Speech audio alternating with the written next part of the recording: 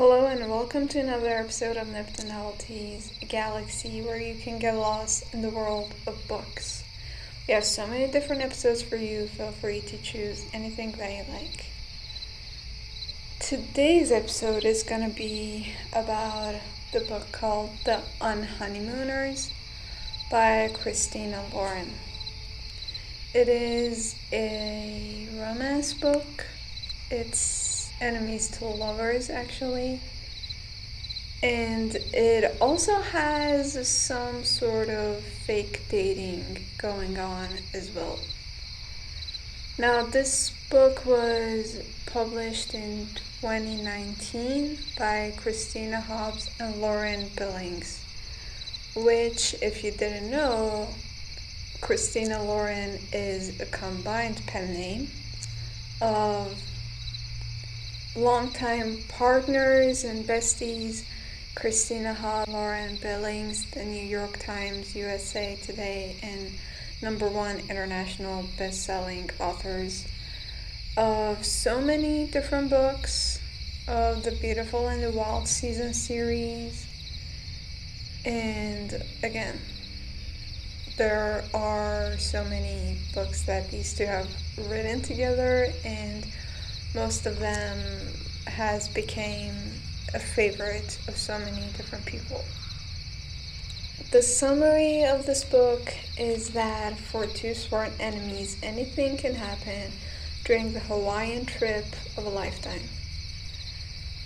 So this is another comedy and romance thing going on, and it is about Olive and Ethan. So Olive is always unlucky in her career, in love, and in everything, while her identical twin sister Amy, on the other hand, is probably the luckiest person in the world. Her meet-cute with her fiance is something out of a romantic comedy, and she's managed to finance her entire wedding by winning a series of internet contests. And worst of all, she's forcing Olive to spend the day with her sworn enemies, Ethan, who just happens to be the best man. So Ethan is Amy's brother-in-law. So Ethan is the older brother of Dane, who is Amy's fiance. So Olive braces herself to go through 24 hours of wedding hell before she can return to her comfortable, unlucky life. But when the entire wedding party goes down from food poisoning, other than Olive and Ethan, because Olive, she was allergic to the food that was served at the buffet, and Ethan is just picky. He completely believes that it's a big source of bacteria, so he avoids it at all costs. So when 200 people get sick, Olive and Ethan don't, which ends up with them going to the honeymoon of their siblings in Hawaii. The story starts with the wedding scene, well, the room before the wedding, where we get to know Amy and Olive, the identical twin sisters, and their families. So they are this big Hispanic family, and they all have each other's back, but there isn't any Spanish lines in the book, really. There are just some words here and there, but the entire book is in English. And well, Olive is really unlucky in life, and she was just let go from her jobs, but she is completely focused on her sister's wedding.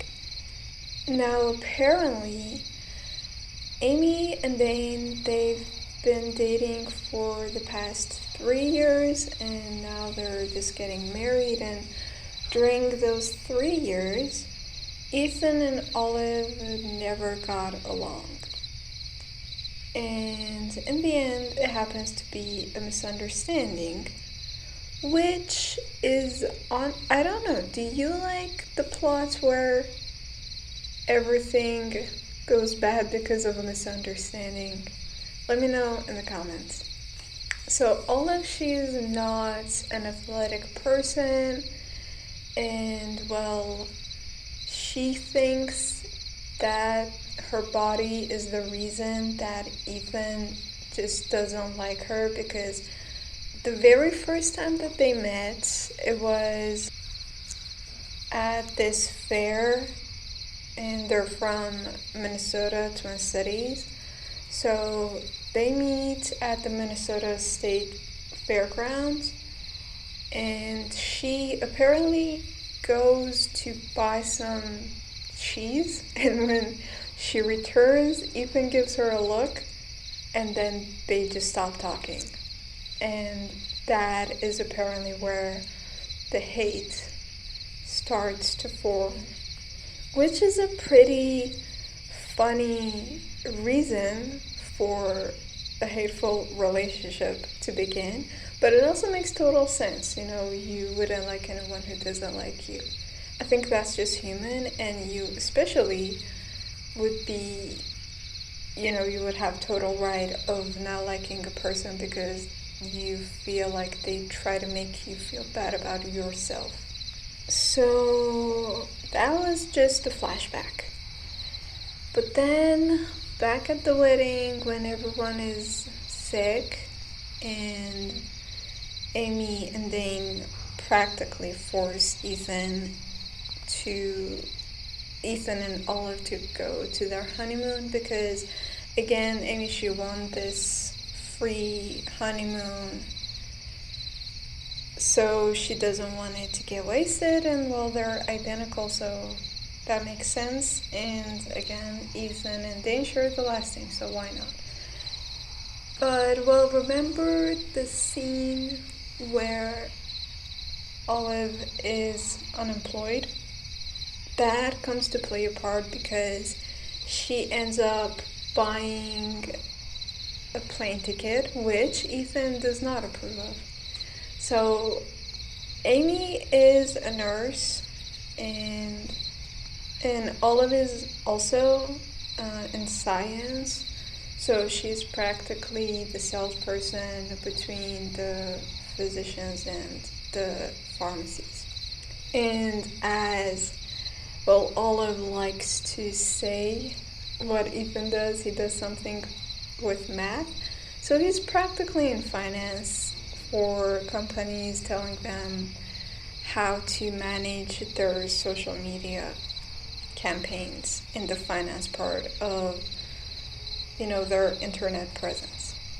So that is a good information to have, because as cliche as it might sound, people's jobs affect their personality. I think it completely reflects the kind of person that they are, and that is who you see in the book. Olive and Ethan, they are both some sort of geeks. Now, the reason that you might continue reading the book, at least it was for me, I was more invested in Olive and how she handles her bad luck. Because honestly, Ethan was not swoon-worthy at all. He was very average, and there wasn't anything special about him in the beginning. And as it goes on, he starts to get better, but it ends up being something like 1 step forward, 3 steps back, because, well, we'll get into that later. So at the airport of the place that Ethan didn't approve of, but he was stuck with, Olive gets a job offer, and she accepts it right on the spot. and she is gonna start as soon as possible. Apparently, they wanted her really, really soon. So she feels like finally, after all these years, after 32 years, now she has good luck. Apparently, her sister's bad luck got switched with hers. And then they get on the plane, and turns out Ethan is scared of flying, which is a key factor because so Dane is really, well, to say the least, he's a party guy, and he's your typical frat guy, which is apparently why Olive doesn't like him very much. And she also thinks that Ethan is mad at Amy because she kinda took his brother from him, so, and he can't, mess with Amy because that would upset Dane. So he ends up, well, not being nice to Olive. Now, once they get to the hotel, it turns out Ollie is not good at lying. So Ethan tries to help her. So that is when the fake dating comes into play at first. However, it gets worse because they end up running into her new boss at the same time that she's checking out of the massage. So the masseuse calls her Mrs. Thomas, and the boss says that no, this is not Mrs. Thomas, this is Miss Torres. And that's where she lies that she just got married and is not used to the new name. But as luck would have it, her new boss is there for the 30th anniversary of his marriage, and he invites Ollie and Ethan to dinner with him and his wife. And so given the fact that Olive and Ethan have been fighting over the master bedroom, she offers the bedroom to him if he pretends that he's her husband, and they go to dinner. And he agrees. But so at the dinner table, they go full on couple mode. And when that ends, they end up running into his ex-girlfriend, which is also there with her new fiance. So again, the bedroom comes into play, and Ollie pretends that she's his wife. But unfortunately, or fortunately, this meetup ends up, and they all end up going to different activities with Sophie, his ex, and her new fiance. And one of those activities is the group getting into water, and then some doing some snuba and snorkeling, which is where Ollie wears this red bikini, and she says one of my favorite lines in the book, saying that I can appreciate my body in a bikini and still want to set fire to the patriarchy.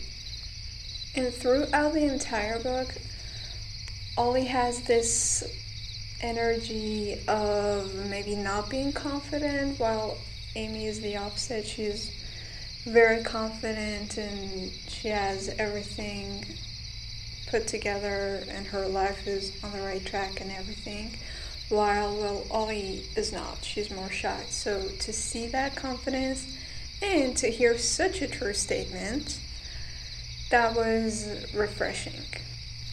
Also, Ethan has this lucky coin. It's a penny. It has the "In God We Trust" stamped twice on it, and he once got it while he was on a trip, and then when he tried to use it, they thought it was a fake, so they didn't get it.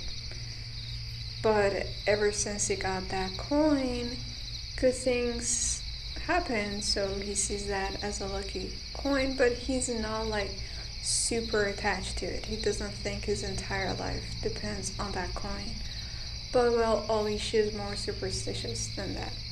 So that 10 days of the honeymoon goes well with their shared activities, and they grow to like each other. And there is also the scenes where we see their guards coming down and Ethan confessing things about Dane, because apparently when they first met, Ethan wanted to ask Ollie out, but Dane told him not to because she's angry all the time. And it turns out that this distance that was between them was actually formed from the actions that Dane took and things that Dane said. And that is also the time where Ethan slips out saying that Dane and Amy weren't exclusive from the first time that they met, which is not true because, well, Amy wouldn't sign up for that.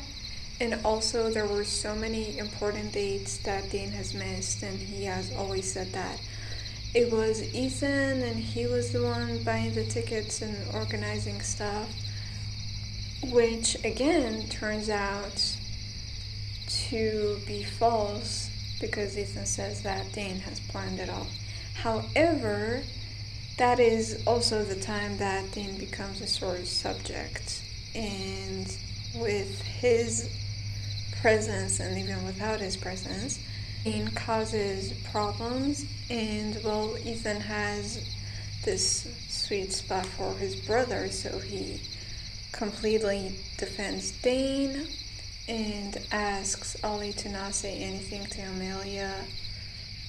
But again, things start to go south from there. So then when they get back to Minnesota, they were saying goodbye at the airport, which by accident, Ollie's family were there to, greet them, and they realized that they are an item now. And also the reason that Sophie and Ethan broke up was when he actually proposed on the 4th of July. He's into doing big gestures, and she hugged him and everything, and then they helped to clean up the party, and then she said that she would see him back at their apartment, but when he got back there was a note saying that "I don't think we should get married, sorry." And that is how they broke up. Now, when they are back in Minnesota, well, the Sophie story is over, even though he was happy that Sophie was jealous and how she kind of wanted him back because he became forbidden. That story ends there. However, Dane doesn't. So Dane ends up inviting both Ethan and Ollie out, and when they go out, and Ethan goes to the bathroom, Ethan hits on Ollie, telling her that they could trade anytime they want, which just adds gasoline to the fire because she already decided that she wasn't going to say anything to Amelia about all of the other girls that Dane has cheated on with throughout these 3 years. So this is just worse. And Dane doesn't even seem to mind at all. But the worst part was that when she shares that with Ethan, he doesn't believe her, which completely wipes all of the nice and good things that he's done for her throughout that 10 days. Because, that kind of disbelief and him not trusting or believing in Ollie, that is not healthy at all. And he breaks up with her over that. And that is when Ollie also decides to tell Amelia. And again, Amelia also cuts things off with Ollie for a while. I think it was 2 weeks or something. And you start to feel really bad for Ollie, not anyone believing her. And she also loses her job because she comes clean about the story, and that is when she gets let go on the first day of work. How crazy is that? But she gets a job throughout one of her cousins, and she becomes a waitress even though she has a PhD. But apparently it was just something that she was good at and not something she was passionate about, which leads her to exploring other jobs outside of the field that she's been ever since college. And that is also around the same time that Amelia gets to, she reads the texts that were sent to Dane, and she sees so many different texts from different women. And one night she invites Ollie and Ethan over, and when she knows that Dane is coming back around 7, apparently she texted all of those other women inviting them over at the same time. So 3 of them come over, none of them knowing that he was married. And she actually invited Ethan because he should apologize to Ollie. And that is just one crazy scene. And Dane, he just says that he's an idiot. And that's all. Well, yeah, but for which one? For which mistake? And he doesn't even seem sorry. He just feels like he wasn't smart enough to not get caught. And throughout the last pages of the book, Ethan tries to get Ollie back, and she keeps saying no, but in the end, after Ethan has dinner with Amelia, she starts to soften, and they do get back together. Dane and Amelia get divorced, and Ollie, she starts a job at a nonprofit, and they take the same trip to Hawaii, but this time Olive and Ethan with Amelia and Lucas, her new boyfriend. And Ethan wants to propose, but he chickens out because Olive, she starts to mock the people who have done the same thing, and how it's a Minnesota cliche to, come here and propose. So he puts the ring back into his pocket. And then later, that very moment actually, she talks about how she found this terrible purple dress, and she wants Amelia to wear that as a bridesmaid if they ever get married. So that proposal kind of happens of them, both of them, asking each other to get married. It's a funny proposal, but still, I think it's easy to not know where you stand with Ethan and their relationship, and how you would feel bad for Ollie throughout the entire book. But I don't know, maybe you feel strongly for them, and maybe you think that they're perfect, And if you do, please tell us your theory and explanation on how you came to the conclusion that the relationship is one that you can say that it's some kind of relationship goals, because we always love to hear from you. And that is all for this episode. Thank you so much for listening. You can get in touch through email, and I'll see you around soon.